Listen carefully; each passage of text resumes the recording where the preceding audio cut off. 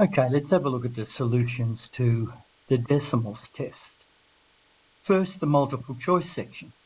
How many decimal places does this number have? 73.45001. There's 5, so the answer is B. Now, which list is shown in ascending order? That means it goes from the lowest. Ascend means to go up. Ascend means to go up from the lowest to the highest. So that would be D.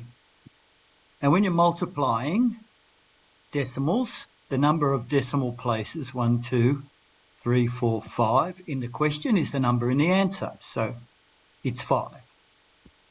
Now, the number 7.737373 is recurring. Now, we would put a bar over that to write that.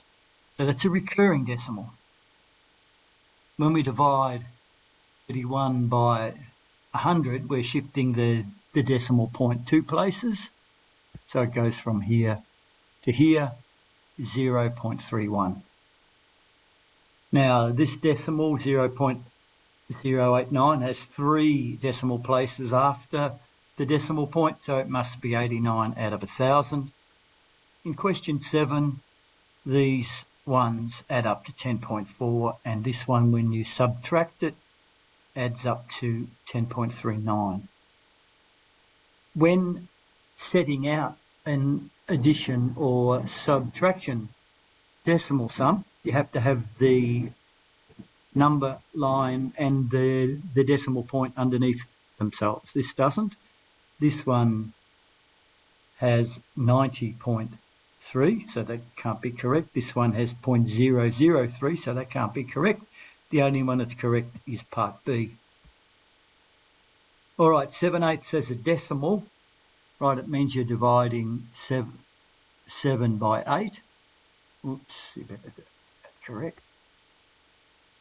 7 by 8, so we lay it out in our division, and there's our decimal point, and we're dividing by 8. 8 doesn't go into that, so then 8 eighths are 64, goes 8 times, and 6 over 8 into 60 goes 7 times, and then 8 into 40 goes 5 times, so 0.875.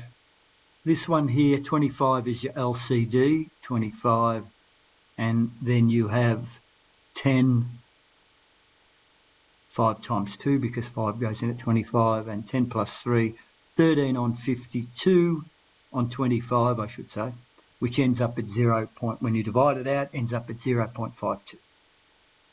In the short answer section, 12.1479, with 3 decimal places. We look at the fourth one, so it's above 5 and above, so we round up the 7 to 8.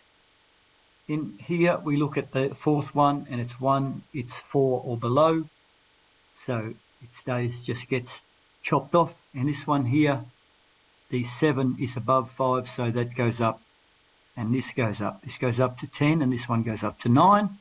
The 8 goes up to 9, so it becomes 0.090. Here, we get a mark for laying it out correctly with everything underneath itself, and then just add around it. And here we get a mark for laying it out correctly with everything underneath itself, and then subtract around it. So you've got 4 marks there. 0.36 into simplified fraction, that means 36 in 100. 4 goes into 36 9 times, and 4 goes into 100 25 times. Again, 3/5 means 3 divided by 5, so we lay out our division sum. Decimal point goes where it should be, straight above it, and then we divide around it, and that's how we get our 0.6. Here we're multiplying by 6. Ignore the decimal point until we get to the answer. We've got 2 in the question, so there's 2 in the answer, 0.16. Here we've got 5 decimal places, 1, 2, 3, 4, 5. So we just multiply as a whole number, and then when we've got our answer, we come across 1, 2, 3, 4, 5. There's our decimal point. Now we've got a decimal divided by a whole number, so we lay out our decimal, 184. the decimal point, 0.300, then put our decimal point above it, and then we multiply and then write our answer, 46.075. Here, we want to make our divisor a whole number, this one here, so we've got to multiply it by 100. What we do to one side, we do to the other side, so this becomes 171.6. So we lay it out and then put our decimal point above it, and then divide by 3. Do a normal division sum, and it equals 57.2. Now, in the analysis section, we are asked to look at the cost per month of streaming services and the cost per year. So here's the cost per month, and here's the cost per year. So if you multiply this by 12, you'll get a figure. Multiply these by 12, you get a figure. But if you paid in one hit, generally you save some money. So how much is a 6-month subscription of Disney Plus if you paid per month? $8.99 times 6 gives you $53.94. So some people did 6 by 9 and with 54. I allowed it this time, but it's a decimals test, so we're looking to get the decimal answer. This is an addition sum, Netflix plus Stan, so you lay it underneath itself, decimal point fixed first and add around it, and then write your answer, which is there. Now, you and 4 friends means there's 5 people. Some people did it divided by 4, so they got 50-something as their answer. But no, you've got to divide by 4, by 5, 4 plus 1, and your decimal point's there, and you divide around it. Then we want to look at it and see which one saves you the most money if you pay per year instead of per month. So Spotify is $122.50.